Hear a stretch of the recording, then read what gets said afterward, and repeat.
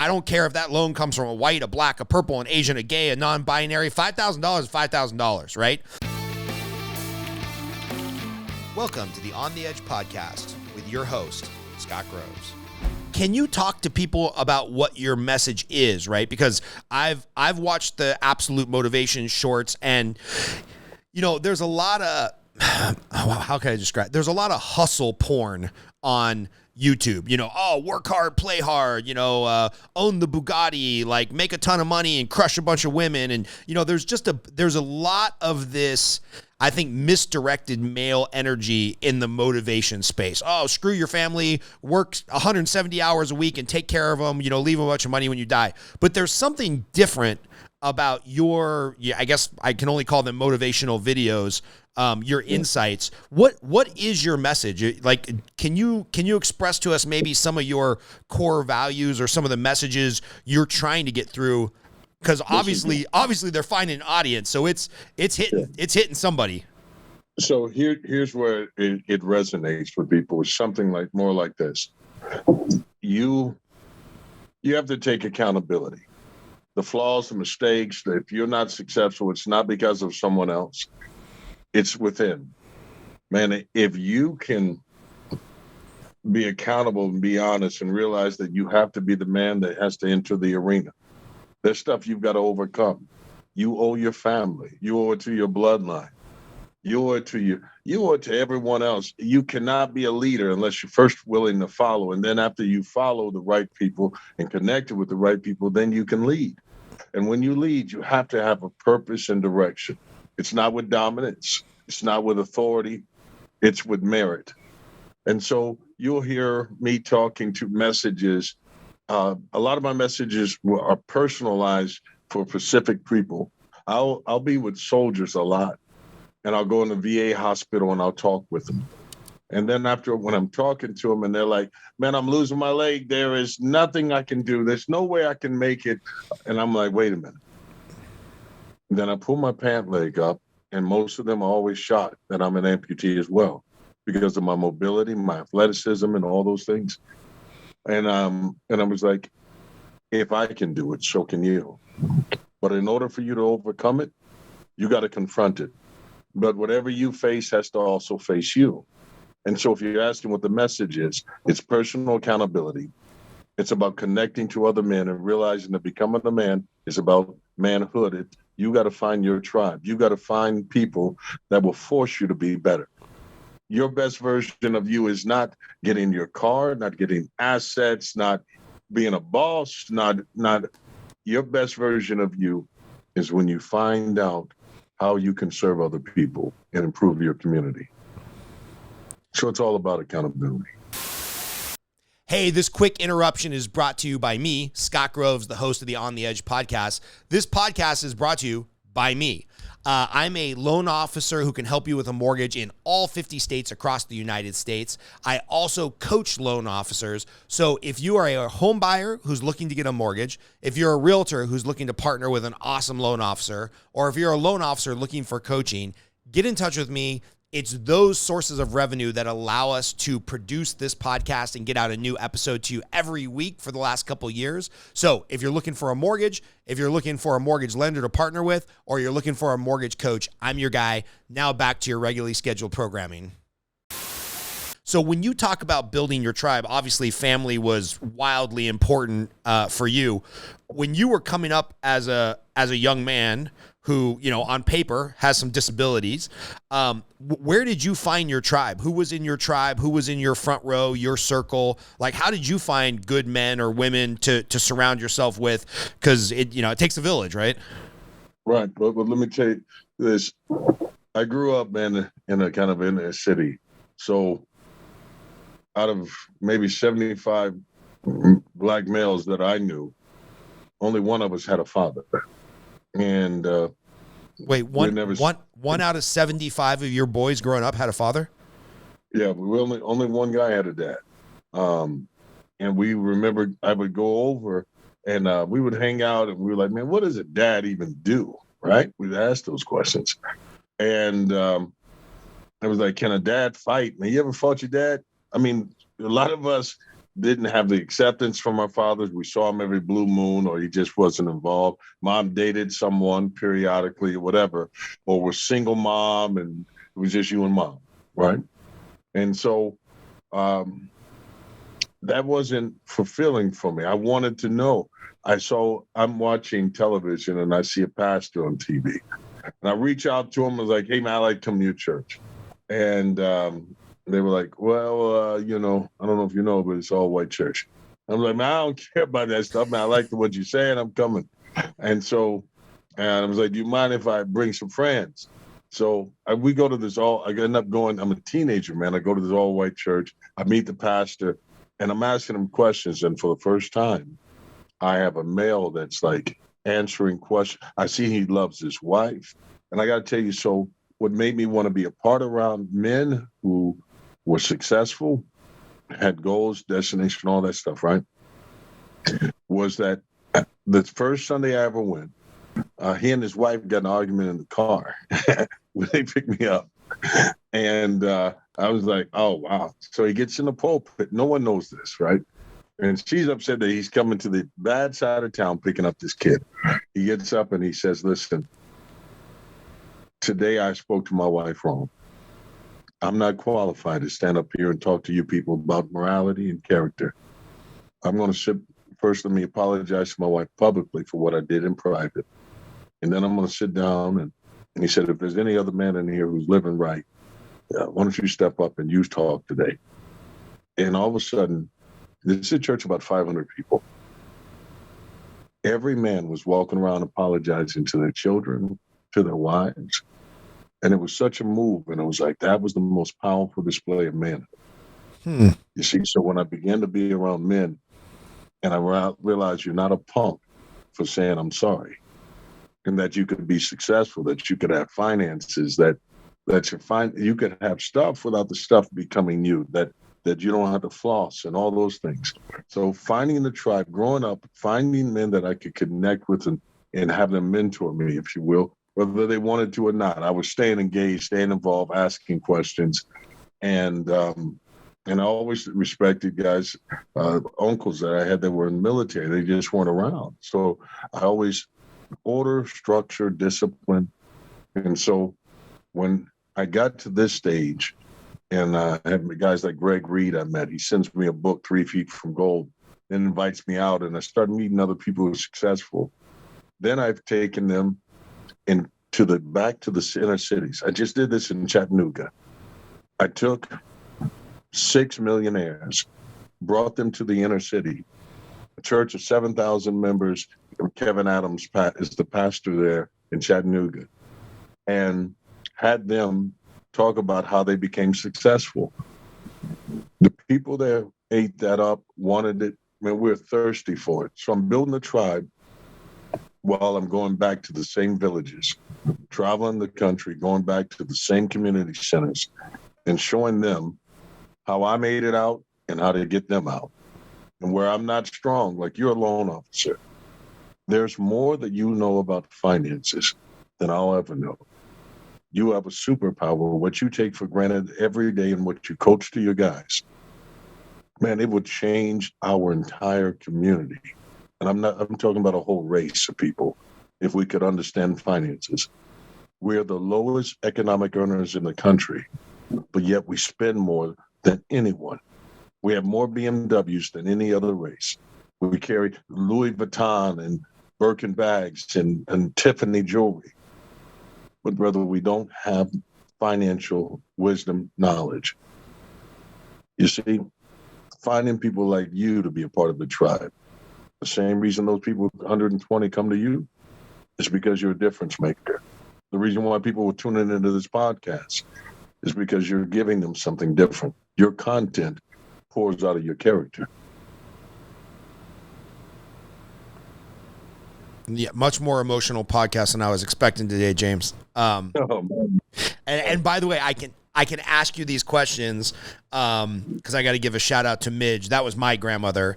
She passed when I was 15, 16, and much like you, most important woman in my life. Like, just was the most important family just all the things that you said just resonated with me about her. And she was a wonderful woman. So I can really relate and tear up about the grandmother support.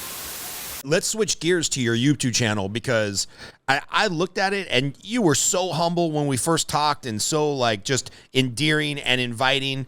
And most people I know that have 1 million+ followers, they're kind of a dick. So tell me about your channel and how you've grown it. You know, anything from, you know, any of the super secret technical sauce to, you know, hey, this is just what we put out, you know, kind of Field of Dreams. I built it and they came. Like, what's your secret sauce for getting the engagement, getting the views, building the followers? Because I love your stuff and I still don't know how you did it. All right, so this is it. I took content and I said things and turned it into clips that I knew people had never said before. Let me give you an example. The thing that really pushed us over the top was a 19-second clip of me.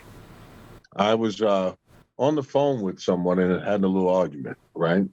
And the person said, you know, what you do in the dark is going to come to light. God's going to do this and that. So here's the argument, right?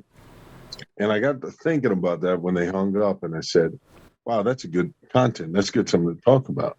So I'm getting out of the car and I'm walking, and there's no lights in the street headed to the gym I'm going to. And there's just a light at the gym, at the door. So I'm walking in the dark and I just start recording on video, and it went like this. What you do in the dark will come to the light. People say that as if God is trying to expose all your flaws for everyone to know, but that's not it. You see, the other side of the coin is this. Midnight is a new day and it's still dark.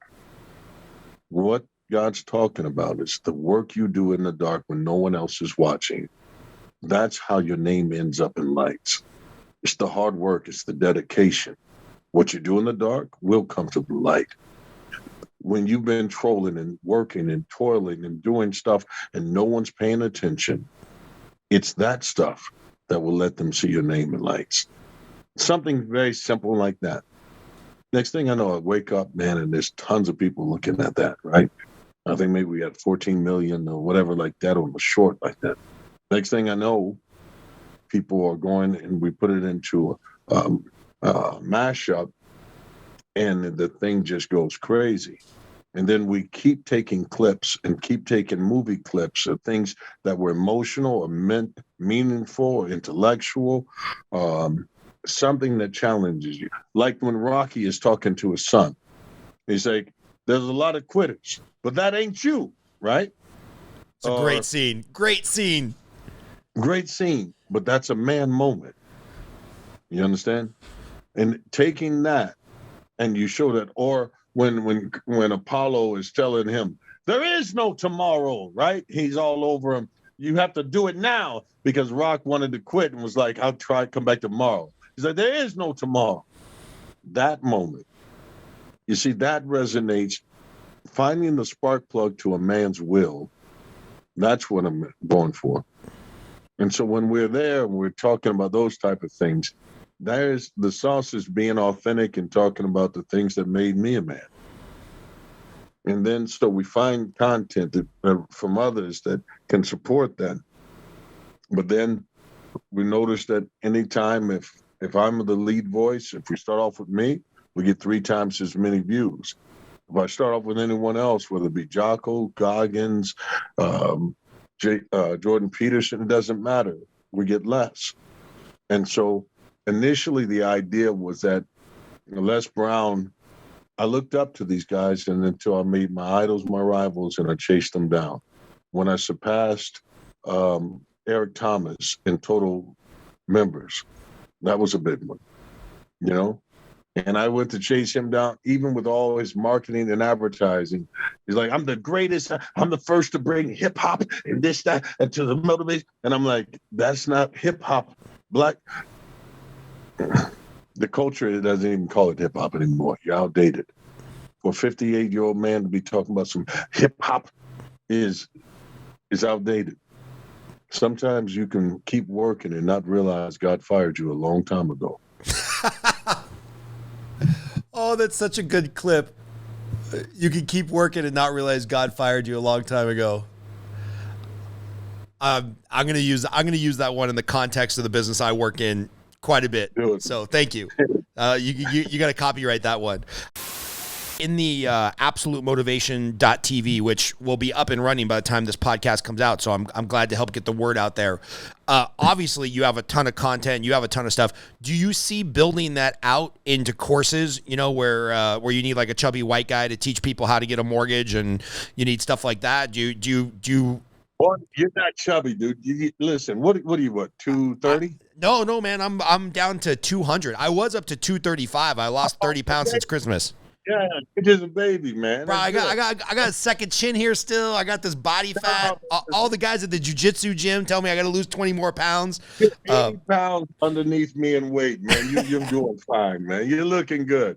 You're in your prime. Let me just say this, man. If you'd be willing to share your passion, your art with people, I would love to share a stage with you and have you impact and teach people to change their lives.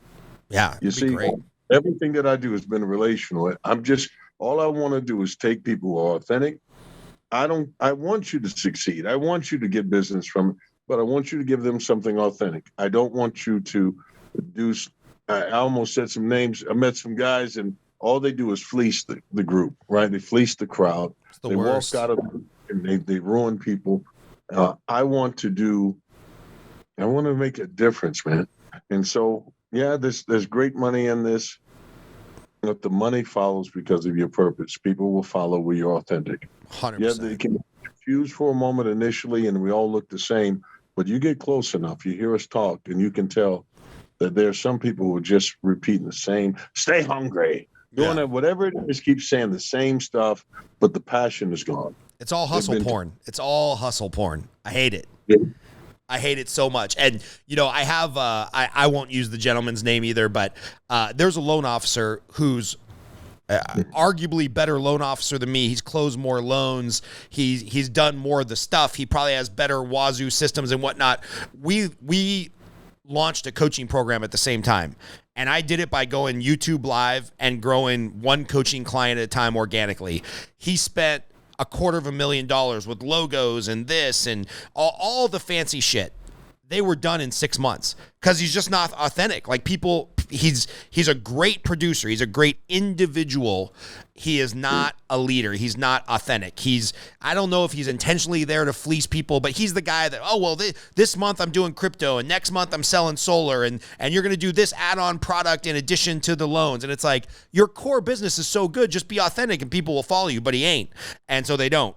And so I feel good about the fact that I outlasted that guy in the coaching because it's just, people see through that bullshit after they've spent the first few grand on a course. Yeah, I got to tell you, so I relate this. I would go to the gym, and there was this guy who was jacked. I mean, just all veiny, muscular out, and all that stuff. And he was older. He's like maybe 55, but he was built like he was 20, right? And I would see him, and I'm like, man, so what's your secret? I was too young to know about that he was on testosterone, right? Right. But I'm just like, hard work, dedication, brother. Plus the secret thing are these vitamins that I sell. And I was like, man, well, and I said, Kate, the vitamins you sell, what are they? Man, listen, they're black market stuff. If I told you about them, brother, if you took them, you'd be so jacked, your whole friend. Man, I really don't even want this out. And I was like, well, how much are they? And he's like, $75, brother. I give you a handful of them. You try them and you come back to me. Listen, I took 2 of them. And at the end of my workout, I was so jacked, brother. I was like, whoa. So I give him $75, right? So the next time I see him, man, and he goes, hey, brother, I got some new stuff that it's 5 times better than the stuff I sold you. It's $200. And I was like, what? Well, here's $200. And then I realized, you know what? I got like 4 bottles of pills I can't eat that every time I meet this guy, he's always got something better than it was before. Right. And it was never doing anything for me. Right. And so, and meanwhile, he's jacked on vitamin S from down in Mexico, right? Just put horse stimulants in his ass. And then all of a sudden, the gym was like, hey, we've kicked such and such out. We caught him selling steroids said, steroids? No, he got these vitamins.